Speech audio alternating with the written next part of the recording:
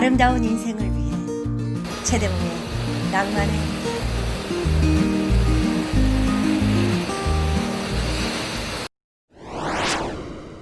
최대봉입니다.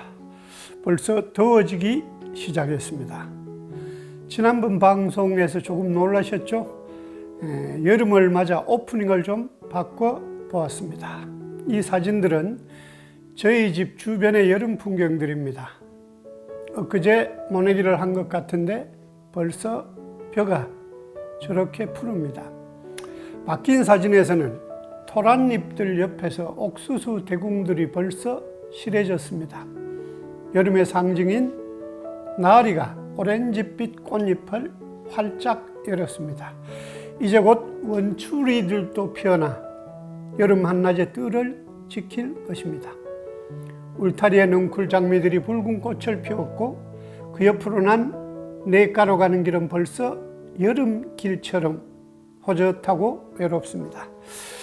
지난해던가요? 미스 트롯에 이어 올해 미스터 트롯으로 우울한 코로나 시대에도 온 나라가 트롯 열풍에 휩싸인 듯 합니다. 최대봉의 낭만에 대하여 49번째 이야기. 오늘은 트로트에 대해 얘기를 해볼까 합니다. 7, 80년대 들어 조금 먹고 살만해지면서 스탠다드 팝, 록, 발라드 등 서양풍의 노래들이 우리 대중가요의 중심에 자리 잡았습니다. 지난해 내일은 미스트롯 방송은 변방으로 밀려나 버린 전통가요 트로트의 중흥을 이끌 차세대 스타들을 발굴한다는 취지에서 기획된 오디션 프로그램이었습니다. 종편 채널로는 경이적이라 할 15%대에 육박하는 시청률을 기록하며 막을 내렸지만 출연자들의 후일담이나 출연 무대들이 연일 방송을 타거나 신문지상에 오르내리면서 송가인을 비롯한 많은 스타들을 탄생시켰습니다. 트로트에 대한 향수를 가지고 있는 중장년층들은 물론이고 젊은이들까지 텔레비전 앞으로 모여들게 한 것은 출연자들의 남다른 사연 때문이었을지도 모릅니다. 오랜 세월 지방 행사 무대를 떠돌던 무명 가수들이나 고된 아르바이트를 하면서도 열정을 버리지 않은 젊은이들, 새로운 시작을 꿈꾸는 개그우먼과 단역 배우도 있었습니다. 단단한 꿈을 꾸었지만 어쩔 수 없이 그 꿈으로부터 밀려나야 했던 출연자들의 사연은 사람들의 마음을 움직이기에 충분했습니다. 일제의 억압과 해방, 분단에 이어진 전쟁의 애옥살이 속에서 태동한 트로트는 그렇게 굽이굽이 한많은 사연의 노래인 것입니다.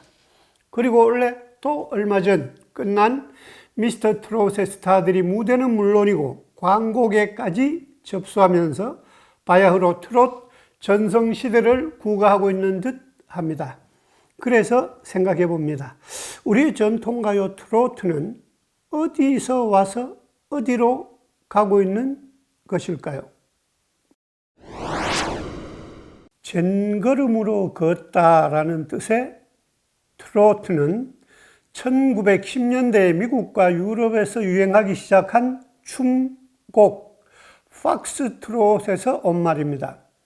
그 리듬에다 일본 고유의 음계를 얹은 것이 일본의 엔카이고 그 엔카의 영향을 받은 것이 우리나라 트로트라는 게 정설로 되어 있어서 외색으로 폄훼될 빌미를 제공해 온 게 사실입니다. 그러나 일방적으로 우리가 일본의 엔카를 흡수한 게 아니라 일본의 엔카와 우리 트로트가 서로 영향을 주고받았다는 게 맞습니다. 그 개연성의 중심에 한 남자가 있습니다. 코가 마사오가 그 사람입니다. 그는 8살에 우리나라로 건너와서 설린 상업고보를 졸업하고 1925년 일본으로 건너가기까지 그의 삶에서 가장 감수성이 예민하던 유년기와 청소년기 11년을 우리나라에서 보냅니다. 일본으로 건너간 그는 엔카에 우리 민요의 감성과 우리 민요의 요소들을 더해 수많은 명곡들을 만들어 엔카의 완성자, 엔카의 비조라는 이름을 얻습니다. 비조라는 말에 코 비자가 쓰이는 것은 어머니의 태중에서 태아에게 가장 먼저 생기는 것이 코라고 합니다. 그래서 비조라는 말은 시조라는 말보다 더 처음이라는 느낌을 주죠. 실제로 그의 노래들은 우리나라 유행가들과 거의 다르지 않게 들립니다. 달밤은 그에게도 유감인 듯 하였다는 매혹적인 문장으로 끝나는 달밤은 일제강점기 이태준의 단편 소설입니다. 시에는 지용, 문장에는 태준이라고도 불릴 정도로 이태준은 뛰어난 소설가였죠. 그가 없었다면 13인의 아해가 도로를 질주하오, 제1의 아해가 무섭다고 그리오, 제2의 아해도 무섭다고 그리오로 시작되는 우리 문학의 전설로 남은 시 이상의 오감도가 우리에게 알려지지 않았을 것입니다. 당시 조선중앙일보의 기자였던 이태준이 이상의 천재성을 알아보고는 그 시들 오감도를 연재하게 했는데 무슨 말인지 도무지 모르겠으니 당장 집어치우라는 독자들의 빗발치는 항의로 사표를 주머니에 넣고 다니면서까지 15편까지 연재를 강행했다고 합니다. 또 얘기가 새길로 빠졌네요. 아무튼 이태준은 월북 작가라는 꼬리표가 붙어 1988년 해금이 되기까지 우리는 그의 이름을 부르지도 그의 작품을 읽을 수도 없었죠. 달밤은 그에게도 유감인 듯 하였다는 매혹적인 문장으로 끝나는 그 소설 달밤의 말미에 어리숙하고 계산도 없어서 세상으로부터 상처를 받기 일수인 주인공이 술에 취해 사케와 나미디까 다메이끼까 술은 눈물인가 한숨인가 라고 일본말로 노래하는 장면이 나오는데 그 노래도 그 시절 일본에서 최고의 인기를 누리던 코가 마사오의 곡이었습니다. 사실 일본인들이 가장 추앙하는 엔카 가수 미소라 히바리도 아버지가 한국인이었다고 합니다. 일본 사람들은 인정하려 들지 않지만 살아있는 동안 그녀는 한 번도 그 사실을 부정한 적이 없었습니다. 술은 눈물인가 한숨인가처럼 일본 유행가 그대로를 부르던 시절도 있었습니다. 이수일과 심순애는 어린 시절 내 뇌리에 처음 각인된 유행가였습니다. 대포집들이 늘어선 골목을 지나오라면 구성진 젓가락 장단과 함께 술 취한 어른들이 부르던 그 노래가 들리곤 했습니다. 대동강변 부병루에 산보하는 이수일과 심순애의 양인이로다. 악수논정하는 것도 오날뿐이요 보보행진하는 것도 오날뿐이라. 이 이야기 장한몽의 원제는 일본 소설이었고 노래 또한 일본 노래에다 가사만 우리말로 바꾼 것이었습니다. 그 대목이 이수일과 심순애 두 남녀의 애틋한 이별 장면이라는 것도 몰랐고 양인이 두 사람이란 말이고 악수논정이 손을 잡고 사랑을 속삭이다라는 뜻이라는 것은 더더욱 알리 없던 시절이었습니다. 그럼에도 아직까지 그 곡조와 가사가 기억 속에 생생하게 남은 것은 어린아이가 처음 접한 유행가의 매력 때문이었을 것입니다. 그렇게 이수일과 심순애는 노래로, 연극으로, 영화로 오랫동안 우리 정서를 지배했었습니다. 고등학교 소풍 때나 군대 시절의 장기자랑 시간에 순애야, 김종배의 다이아몬드 반지가 그렇게도 탐이 났더란 말이냐? 놓아라 찢어진다. 이수일의 고리땡 스봉은 하고 변사 흉내를 내던 친구들을 기억하시죠?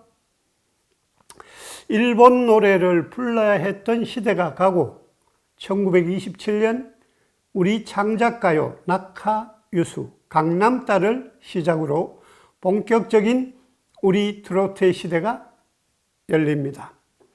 저도 서양 음악에 물들어 한때 트로트를 저급한 노래쯤으로 여기기도 했었지만 동양의 이사도라고 불리며 일제강점기 세계 최고의 무용수의 반열에 올랐던 최승희의 이태리 정원이나 지난 36화에서 소개한 적이 있었죠. 박찬욱 감독의 영화 아가씨에서 김태리가 처량하게 읊조리기도 했던 세기말의 노래 같은 것을 듣고 그 시절의 노래에 심취하게 되었었습니다. 어두울수록 트로트는 더 빛나는 것일까요? 이 에리수의 황성예터, 고복수의 타향살이, 이난영의 목포의 눈물, 백년설의 나그네 서름 등 암울한 시대에 태어난 그 노래들은 세상과 맞서 싸우기 힘겨워 자기 연민으로 견뎌내야 했던 우리 민중들의 애환을 고스란히 담은 채로 우리의 품격 높은 문화 자산이 되었습니다. 노래라는 것은 가사를 지닌 음악이죠. 서사 구조를 가지고 있다는 말입니다.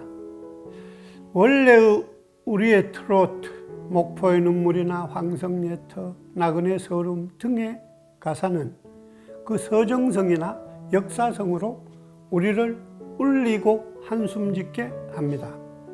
그러나 미스나 미스터 트롯 같은 방송들이 유감인 것은 그 방송에 열광하는 대중들이 그 노래들의 서사에는 큰 관심이 없어 보인다는 것입니다. 그 노래를 부르는 가수들의 외모나 퍼포먼스나 화려한 창법에 환호할 뿐입니다. 우리의 전통가요 트롯이 enjoy not think, 생각하지 말고 그저 즐겨에 그쳐서는 안 된다는 생각을 해봅니다.